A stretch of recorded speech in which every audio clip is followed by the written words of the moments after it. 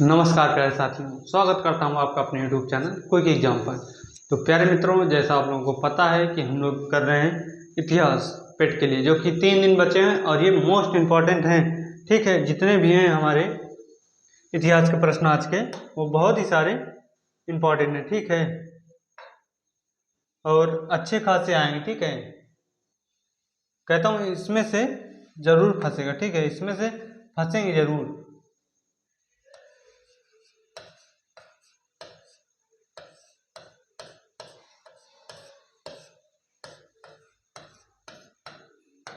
इसमें से जरूर क्वेश्चन पूछे जाएंगे। हमारे पास लमसम 30 से 40 क्वेश्चन है, इसमें से 3-4 क्वेश्चन तो पक्के आने हैं। ठीक है, सब प्रीवियस ईयर क्वेश्चन है आप लोगों के लिए। ठीक है, क्या है? प्रीवियस ईयर क्वेश्चन है आप लोगों के लिए एकदम, मतलब जो प्रीवियस ईयर का क्वेश्चन है सब छांट के लाया हूँ। आप लोग देखेंगे तो कहेंगे यहाँ की पूरा मिक्स है इस सीरीज में। ठीक है, पूरा मिक्स है अगर आप लोग अच्छे से ध्यान देंगे तो। ठीक है, एकदम वीआईपी क्वेश्चन लेके आया हूँ। ठीक है, तो चलिए स्टार्ट करते हैं। आप लोग चैनल को लाइक, सब्सक्राइब और अपने दोस्तों में शेयर जरूर करिएगा। ठीक है, तो हम स्टार्ट करते हैं इसको, अपने सीरीज को। चलिए, पहला क्वेश्चन बताइएगा, निम्नलिखित में से कौन भारत में हरित क्रांति की शुरुआत से संबंधित नहीं है? ठीक है, हरित क्रांति से शुरुआत नहीं है। इंद्र कुमार गुजराल, नामन बोरलाम, MS स्वामीनाथन, वंदना शिवा। इसको बताइए कि हरित क्रांति की शुरुआत से संबंधित नहीं है। ठीक है, यहाँ कह रहा है संबंधित नहीं है। ध्यान दीजिए, संबंधित नहीं पूछा, संबंधित नहीं है। ठीक है, नहीं, संबंधित नहीं पूछा है। ठीक है, संबंधित नहीं पूछा है तो हमको इसको बताना है। ऑप्शन नंबर क्या हो जाएगा? Option number C. ठीक, option C, M Swaminathan, MS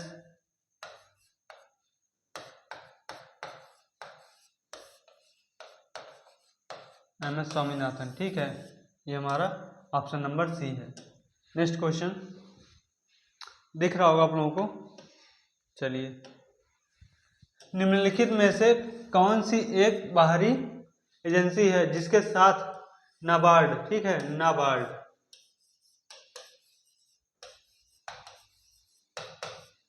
NABARD, ठीक, 2005 और 6, 2005 और 6, ठीक, 2005 और 6 में सूक्ष्म वित्त को बढ़ावा देने के लिए सहयोग किया है। ठीक है, नाबार्ड को सूक्ष्म सहयोग देने के लिए बढ़ावा दिया है। ठीक है, नाबार्ड को। तो हमको बताना है क्या है। ऑप्शन ए, अंतरराष्ट्रीय पुनर्निर्माण एवं विकास bank. Option B, new development bank BRICS. Option C, अंतरराष्ट्रीय मुद्रा कोष। ऑप्शन डी, स्विस, ठीक, Swiss agency for development cooperation. ठीक है, cooperation, Swiss agency for development cooperation. ठीक है, इसको हमको बताना है। ठीक है, क्या है? Option number D. ठीक, option D, Swiss agency for development cooperation. ठीक है, ये हमारा आंसर था। चलिए, तीसरा बताइए, उदारीकरण। ठीक, उदारीकरण नीति के तहत बहुत सारे उद्योगों को सार्वजनिक क्षेत्र के लिए आरक्षित कर दिया गया है। ठीक, क्या कर दिया? आरक्षित कर दिया गया। निम्नलिखित में से कौन सा उद्योग अभी भी सार्वजनिक क्षेत्र से अंतर्गत आरक्षित है? ठीक है, अंतर्गत आरक्षित है, इसको हमको बताना है। ठीक, ऑप्शन ए, कॉपर और जिंक। ऑप्शन बी, परमाणु ऊर्जा एवं रेलवे संचालन। ऑप्शन सी, कोयला खनिज तेल। ऑप्शन डी, खतरनाक रसायन और शराब। इसको बताइए। ठीक है, क्या हो सकता है इसमें? ऑप्शन ए, कॉपर और जिंक, परमाणु ऊर्जा और रेलवे संचालन, कोयला और खनिज तेल। ऑप्शन डी, खतरनाक रसायन और शराब। इसको बताना है तो क्या हो जाएगा? ऑप्शन नंबर बी, परमाणु ऊर्जा और रेलवे संचालन। ठीक है, ये हमारा आंसर है। नेक्स्ट क्वेश्चन, चलिए, वस्तु एवं सेवा कर, वस्तु एवं सेवा कर टैक्स फोर्स द्वारा प्रस्तावित किया गया था, अध्यक्ष थे। ठीक है, किसके? जीएसटी, ठीक।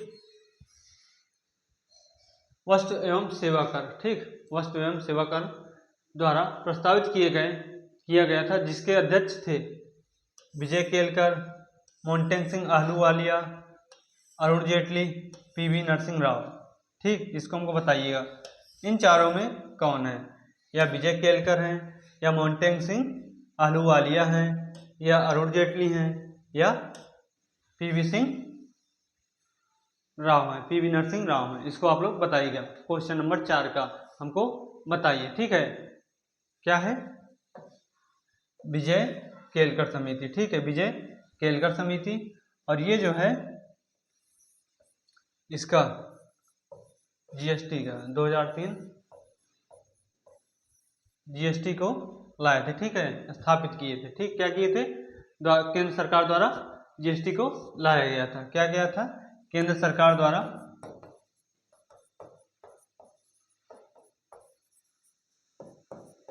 जीएसटी को लाया गया, ठीक। किसको? जीएसटी को लाया गया 2003 में, ठीक। कब? 2003 में। कब? 2003 में। चलिए नेक्स्ट क्वेश्चन, चलिए बताइए। ऑपरेशन फ्लड का निम्न में से किस से संबंधित है, ठीक है, किससे संबंधित है ऑपरेशन फ्लड? क्या? ऑपरेशन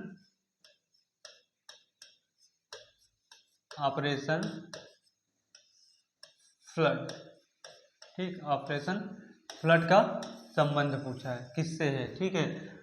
बाढ़ की रोकथाम के लिए, किसकी? बाढ़ की रोकथाम के लिए, कि दुग्ध आपूर्ति के लिए, कि मत्स्य उत्पादन के लिए, कि स्वच्छ जलपूर्ति के लिए, ठीक है। इसमें से बताइए।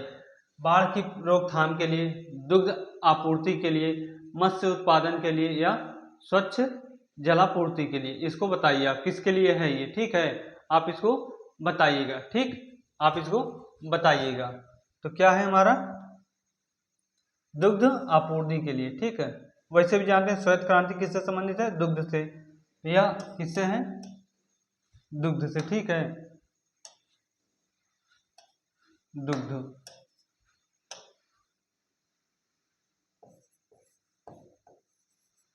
दुग्ध से संबंध है, ठीक है। किसका? श्वेत क्रांति।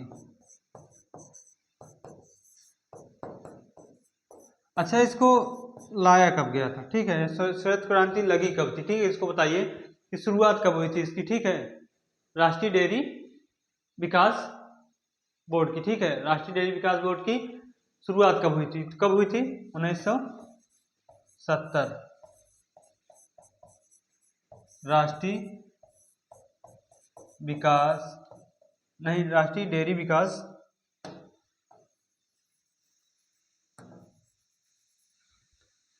राष्ट्रीय डेयरी विकास बोर्ड, ठीक है, क्या? बोर्ड, ठीक। कब? 1970 में। कब? 1970 में, ठीक है। तो हमारा इसका आंसर क्या था? ऑप्शन बी, दुग्ध आपूर्ति के लिए। नेक्स्ट, चलिए बताइए।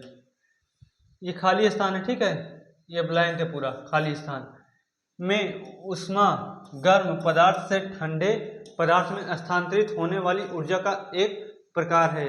क्या है इसका प्रकार? बताइएगा, ठीक है। इसका कौन सा प्रकार है, हमको इसको बताना है, ठीक है। इसका कौन सा प्रकार है कि उष्मा गर्म पदार्थ से ठंडे पदार्थ में स्थानांतरित होने वाली ऊर्जा का एक प्रकार है, ठीक है। कौन सा प्रकार है? घर्षण है, या गुरुत्वाकर्षण है, या चुंबक है, या ऊष्मगतिकी है, ठीक है।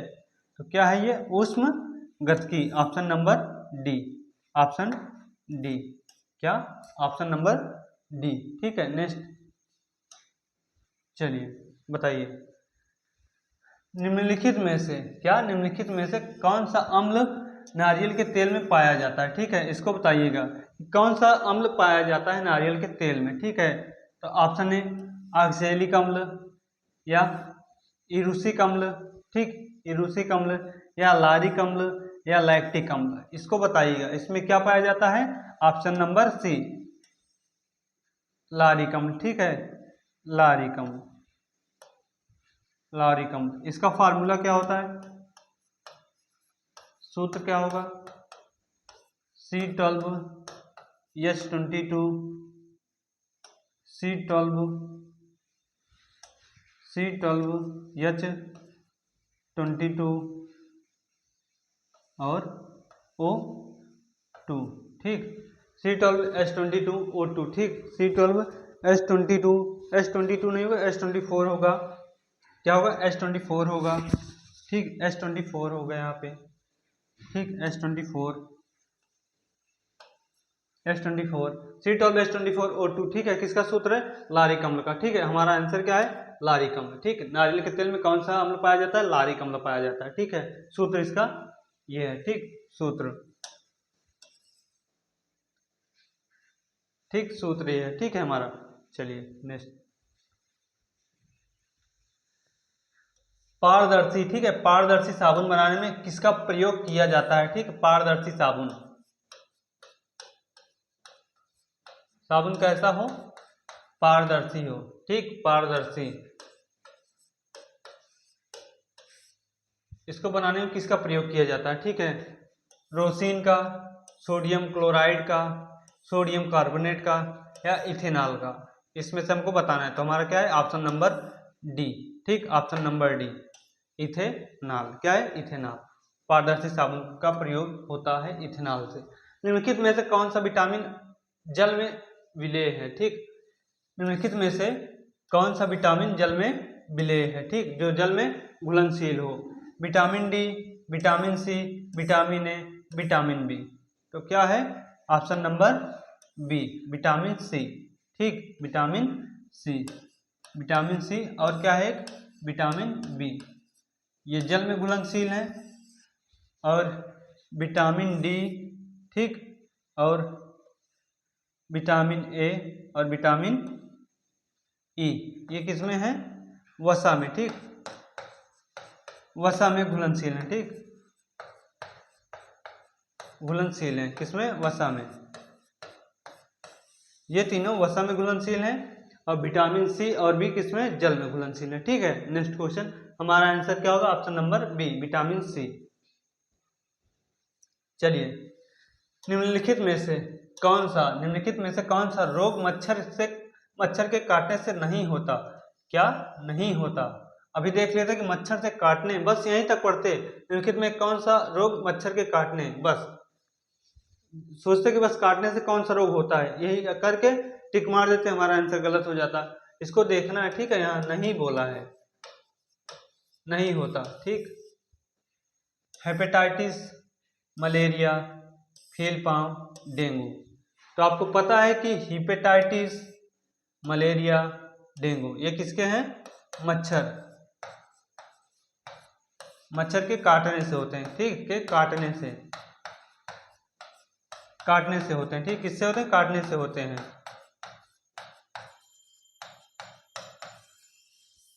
काटने से होते हैं। और फीलपाम जो है, क्या? फीलपाम। ठीक, क्या? फीलपाम क्या है? क्या? काटने से नहीं होता। ठीक है, काटने से नहीं होता। क्या कह रहा था? मच्छर के काटने से जो रोग नहीं होता क्या है? फीलपाम। ठीक है, और काटने से क्या होता है? हेपेटाइटिस होता है, मलेरिया होता है और डेंगू होता है। ठीक है, हमारा ऑप्शन नंबर सी। नेक्स्ट, चलिए, भारतीय संविधान का कौन सा अनुच्छेद? ठीक, भारतीय संविधान का कौन सा अनुच्छेद पर्यावरण के संरक्षण तथा संवर्धन और वन तथा वन्य जीवों के रक्षा से संबंधित है? ठीक है, क्या है? रक्षा से संबंधित है। भारतीय संविधान का कौन सा अनुच्छेद पर्यावरण के संरक्षण तथा संवर्धन और वन तथा वन्य जीवों की रक्षा के से संबंधित है? ठीक है, तो इसको बताइएगा। ऑप्शन ए, अनुच्छेद 39A। ठीक, 39A, अनुच्छेद 48A, अनुच्छेद 43A, अनुच्छेद 51A। ठीक, इसको आप लोग बताइए, इसमें कौन सा है कि जो पर्यावरण के संरक्षण तथा संवर्धन और वन्य जीवों की रक्षा से संबंधित है, इसको आप लोग बताएंगे। ठीक है, आप लोग इसको बताइएगा किससे संबंधित है। ठीक है, किससे संबंधित है आप लोग इसको बताइएगा। ठीक, किससे संबंधित है इसको बताइएगा। अनुच्छेद अनुच्छेद अनुच्छेद 48A। ठीक, अनुच्छेद 48A। ठीक, ये हमारा आंसर है। यह किसमें है, यह किसमें, हमको इसको बताना है कि यह किसमें है, इसको आप लोग बताएंगे। संविधान सभा के भारतीय संविधान भाग किसमें है, 4 में। ठीक, भारतीय संविधान में किसमें, भारतीय संविधान भाग किसमें है, 4 में। ठीक, किसमें है, भाग 4 में। किसमें है, भाग 4 में। भारतीय संविधान के भाग 4 में अनुच्छेद 48A में। ठीक है, 48A में। और क्या है इसमें भाग 4 में, राज्य के नीति निर्देशक तत्व। ठीक है, राज्य के नीति निर्देशक तत्व, राज्य के नीति निर्देशक तत्व। ठीक, राज्य के नीति निर्देशक तत्व, अनुच्छेद 48A। ठीक, अनुच्छेद 48A जो किस क्या है, पर्यावरण संरक्षण का है। ठीक, पर्यावरण संरक्षण तथा संवर्धन का है। ठीक, पर्यावरण संरक्षण। नेक्स्ट, निम्नलिखित में से कौन सा मौलिक अधिकार देश में आपातकाल घोषित होने पर भी निलंबित नहीं किया जा सकता। ठीक है, आपातकाल निलंबित नहीं किया जा सकता। कौन सा मौलिक अधिकार देश में आपात घोषित होने पर भी मौलिक निलंबित नहीं किया जा सकता, इसको हम बताएंगे। ठीक है, क्या है, अनुच्छेद 20-21, अनुच्छेद 21-22, अनुच्छेद 22-23, अनुच्छेद 19-20। इसको बताइए क्या है, अनुच्छेद 20-21, अनुच्छेद 21-22, अनुच्छेद 22-23, अनुच्छेद 19-20। इसको आप लोग बताइएगा कि इसमें क्या है, कौन सा एक्ट है हमारा कि 20 या 22, 21 या 21, 22 या 22, 23 या 90 या 20। ठीक है, बताइएगा। ठीक है, इसको बताना है। तो क्या हो जाएगा, ऑप्शन नंबर ए। ठीक, ऑप्शन नंबर ए, अनुच्छेद 20 और 21। क्या, अनुच्छेद 20 और 21। ठीक है, किसके लिए, मौलिक अधिकार देश में आपातकाल घोषित होने पर भी निलंबित नहीं किया जा सकता। ठीक है, जो कि आपातकाल जो है, राष्ट्रीय आपात जो है, अनुच्छेद 21 के दौरान आएगा। ठीक है, किसके दौरान, अनुच्छेद 352 के। ठीक, 352 के तहत यह निलंबित नहीं किया जा सकता। क्या, निलंबित नहीं किया जा सकता, अनुच्छेद 20 और 21 निलंबित नहीं किया जा सकता। भारत के संविधान का कौन सा भाग संघ, केंद्र एवं राज्यों के बीच के संबंधों से संबंधित है। ठीक है, संघ, राज्य और केंद्र, संघ, केंद्र और राज्य के बीच में संबंधों से संबंधित है। भाग 8, भाग 9, भाग 11, भाग 7। ठीक, क्या है, भाग 8, भाग 9, भाग 11, भाग 7। तो इसमें से क्या हो जाएगा, हमको बताइएगा आप कि इसमें से क्या होगा। ठीक है, आप इसको बताइएगा इसमें से क्या होगा, भाग 11। ठीक, भाग 11, यही हमारा आंसर है। क्या है, भाग 11। ठीक है, जो संघ, केंद्र एवं राज्य के संबंधों से संबंधित है। ठीक, किससे, संघ और केंद्र राज्यों से संबंधित है। ठीक, भाग 11। निम्नलिखित में से किस राज्य के उच्च न्यायालय का न्यायिक अधिकार क्षेत्र के केंद्र शासित प्रदेश, दमन एवं दीव तक फैला हुआ है। ठीक है, इसको तो आप लोग अगर ज्योग्राफी पढ़ें तो इसको आप लोग बता देंगे कि कौन सा राज्य एकदम पास में है किसके। ठीक है, निम्नलिखित में से किस राज्य के उच्च न्यायालय और न्यायिक अधिकार क्षेत्र के केंद्र शासित प्रदेश, दमन और दीव तक फैला हुआ है। केरल का उच्च न्यायालय, या मुंबई का उच्च न्यायालय, या कोलकाता का उच्च न्यायालय, या गुवाहाटी का उच्च न्यायालय। इसको बताएंगे आप लोग कि बताएं हम। ठीक है, तो क्या होगा, मुंबई का उच्च न्यायालय। ठीक है, मुंबई का उच्च न्यायालय। ठीक, मुंबई का उच्च न्यायालय। ऑप्शन नंबर बी, जो दमन और दीव तक फैला हुआ है, ठीक है, जो केंद्र शासित प्रदेश है हमारे। ठीक, नेक्स्ट क्वेश्चन, भारतीय संविधान में कानून के शासन का विचार किस देश से लिया गया है? ठीक है, भारतीय संविधान में कानून के शासन का विचार किस देश से लिया गया है? ठीक है, पॉलिटी का प्रश्न है, आप लोग बताइए कि भारतीय संविधान में कानून के शासन का विचार किस देश से लिया गया है? ऑप्शन ए संयुक्त राज्य अमेरिका, option B United Kingdom, option C France, option D कि जर्मनी। ठीक, या यूनाइटेड किंगडम या संयुक्त राज्य अमेरिका, आप इसको बताएंगे। ठीक है, इसको आप बताइए कि भारतीय संविधान में कानून के शासन का विचार किस देश से लिया गया है? ठीक है, किस देश से लिया गया है, इसको हम बताएंगे। ठीक है, ऑप्शन नंबर बी। ठीक, option number B United Kingdom. ठीक, क्या? यूनाइटेड किंगडम, जो कानून लिया गया है हमारा यूनाइटेड किंगडम से लिया गया है। सर थॉमस रो, कौन? सर थॉमस रो इंग्लैंड के किंग जेम्स प्रथम, ठीक, के आधिकारिक राजदूत के रूप में किस मुगल सम्राट के दरबार में आए थे? ठीक है, सर थॉमस रो इंग्लैंड के किंग जेम्स प्रथम, कौन? इंग्लैंड के किंग जेम्स प्रथम के आधिकारिक राजदूत के रूप में किस मुगल सम्राट के दरबार में आए थे? ठीक है, किस मुगल सम्राट के दरबार में आए थे? कौन थे?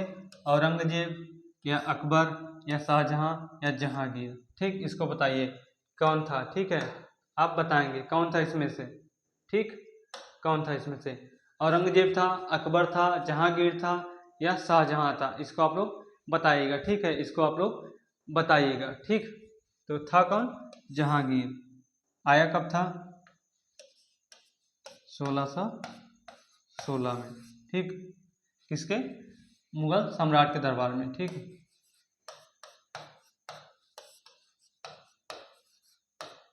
मुगल सम्राट के दरबार में।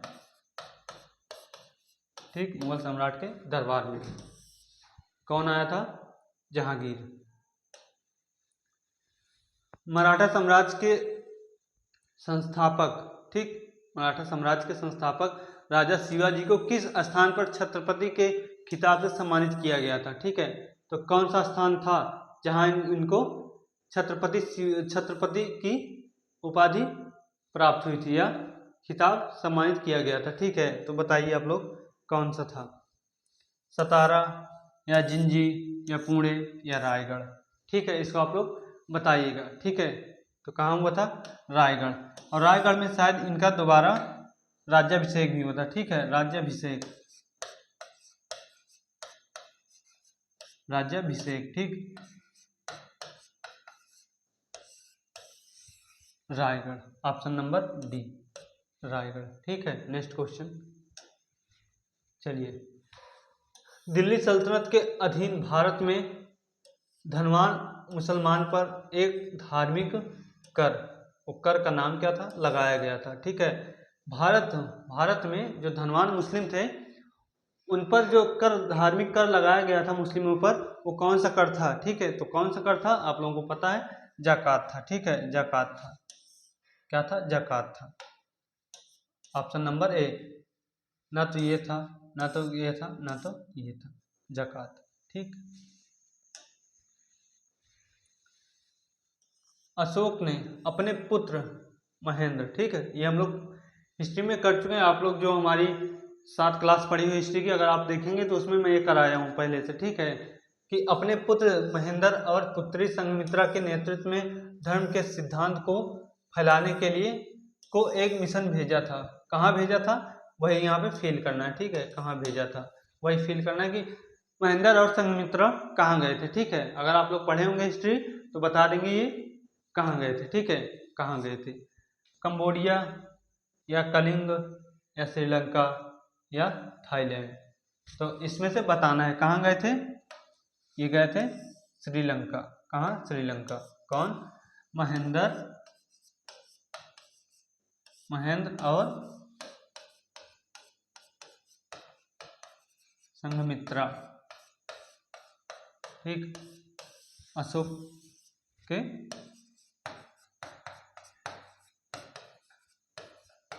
पुत्र पुत्री। ठीक, कहाँ गए थे ये?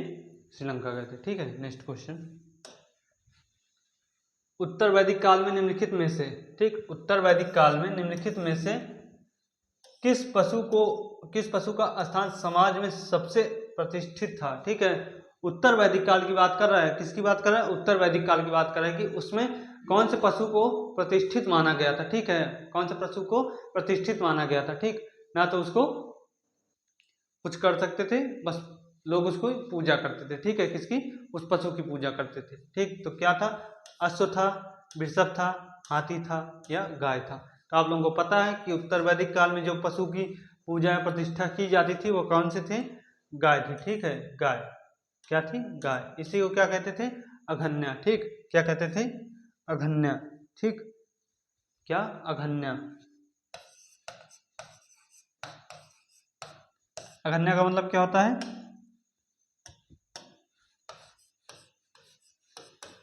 ना मारे जाने योग्य। ठीक, ना मारे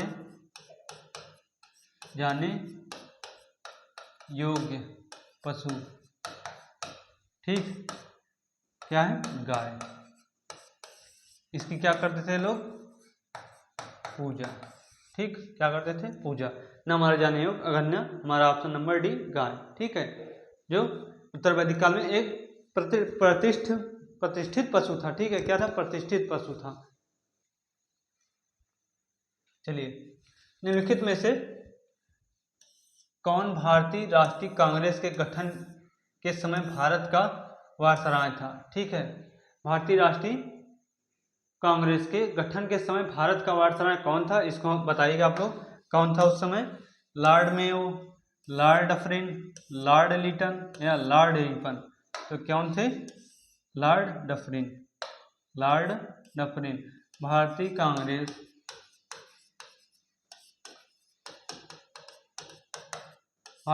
के गठन के समय। ठीक है,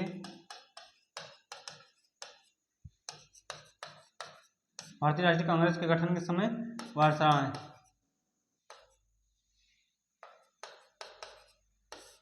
था। ठीक है, क्या था? वायसराय था। Lord Dufferin. क्या? Lord Dufferin. नेक्स्ट, अनुबंध सेवा के लिए आहार्त। ठीक है, आहारता। ठीक, आहारता प्राप्त करने वाले प्रथम भारतीय कौन थे? ठीक है, प्रथम भारतीय कौन थे अनुबंधित सेवा के लिए? ठीक है, सत्येंद्र नाथ टैगोर या गोपाल कृष्ण गोखले या सुरेंद्र नाथ बनर्जी या सुभाष चंद्र बोस? ये आप लोग बताइए कि आहार के लिए सबसे पहले भारतीय कौन बने थे? ठीक है, तो कौन बने थे आप इसको बताइए कि कौन बने थे सबसे पहले। ठीक है, तो कौन थे? सत्येंद्र नाथ टैगोर। सत्येंद्र नाथ टैगोर किस सन में बने थे? 1664 में। 1664। ठीक, आहार की इनको सेवा मिली थी, अनुबंधन सेवा के लिए जो प्राप्त करने वाले प्रथम भारतीय थे वो कौन थे? सत्येंद्रनाथ टैगोर थे। ठीक, Satyendranath Tagore. Next, doctor B R Ambedkar. Doctor B R Ambedkar का संबंध निम्नलिखित में से किस समुदाय से था? ठीक है, किस समुदाय से था? सांथाल, बरार या महार या संगोई? तो कौन से थे? महार। ठीक, ऑप्शन नंबर सी, क्या था? महार। ठीक, अच्छा, बी आर अम्बेडकर जो हैं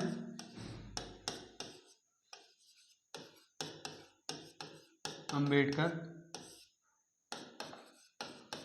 किस अनुच्छेद को संविधान की आत्मा कहा है? ये आप लोग बताइए कि बी आर अम्बेडकर ने किस अनुच्छेद को संविधान की आत्मा कहा है, इसको आप लोग बताएंगे। ठीक है, किस अनुच्छेद को कहा है? 32। ठीक है, अनुच्छेद 32। अनुच्छेद 32। ठीक, अनुच्छेद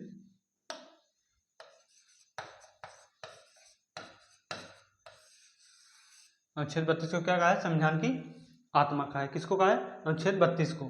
ठीक, अनुच्छेद 32 को। नेक्स्ट क्वेश्चन, निम्नलिखित में से किस स्वतंत्रता सेनानी ने प्रसिद्ध नारा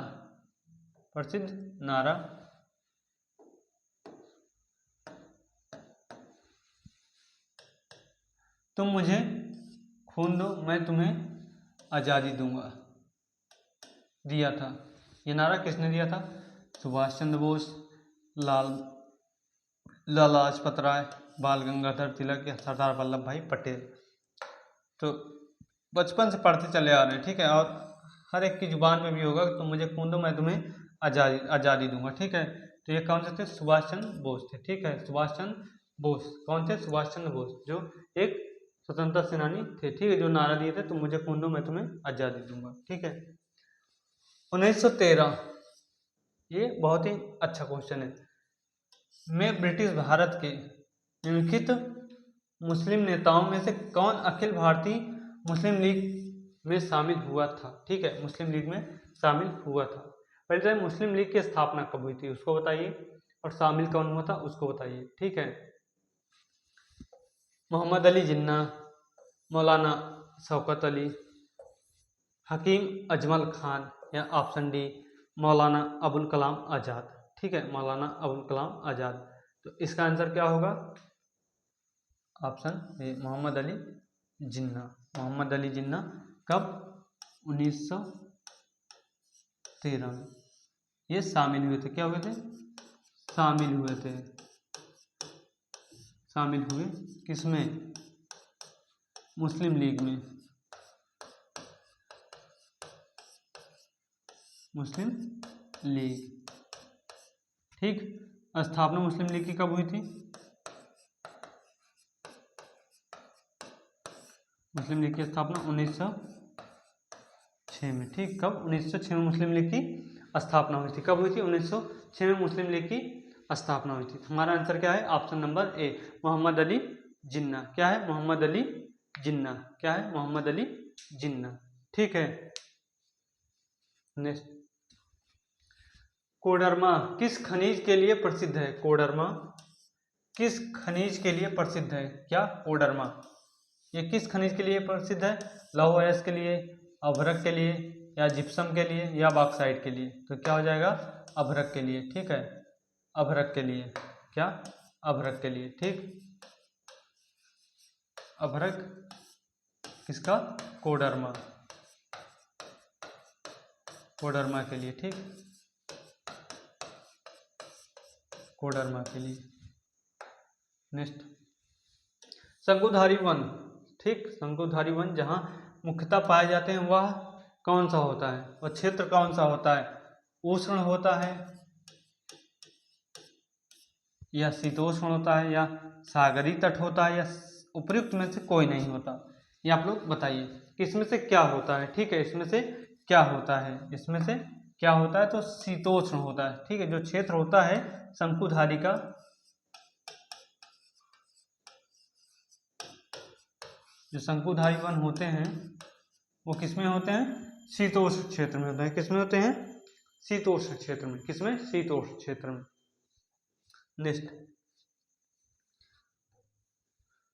ठीक है, मध्य प्रदेश सरकार ने, ठीक है, प्रदेश को किस वर्ष तक गरीबी मुक्त बनाने का महत्वाकांक्षी लक्ष्य रखा है? ठीक है, कि हम मध्य प्रदेश में गरीबी हटा देंगे। इसका लक्ष्य जो है रखा है वह कौन सा सन है? ठीक है, उसका सन कौन सा है? क्या 2026 है, या 2027 है, या 2028 या 2030? इसमें से कौन सा है? ठीक है, तो आप लोग बताएंगे कि 2028, ठीक। 2028, क्या? 2028, ठीक। 2028 में इसका क्या रखा है? लक्ष्य रखा है, ठीक। इसका लक्ष्य रखा है, ठीक है। नेक्स्ट, वर्ल्ड गवर्नमेंट समिति 2025 का आयोजन कहाँ किया गया है? नई दिल्ली, दुबई, न्यूयॉर्क, ओटावा, ठीक। ओटावा, इसमें से बताइए, ठीक है। कहीं तो ये छोड़ दें, आप लोग इसको कमेंट बॉक्स में आंसर दीजिएगा, बट बता दें ज़्यादा ठीक रहेगा, क्योंकि एग्जाम में पता नहीं यही क्वेश्चन आ जाए तो, ठीक है। चलिए बताइए।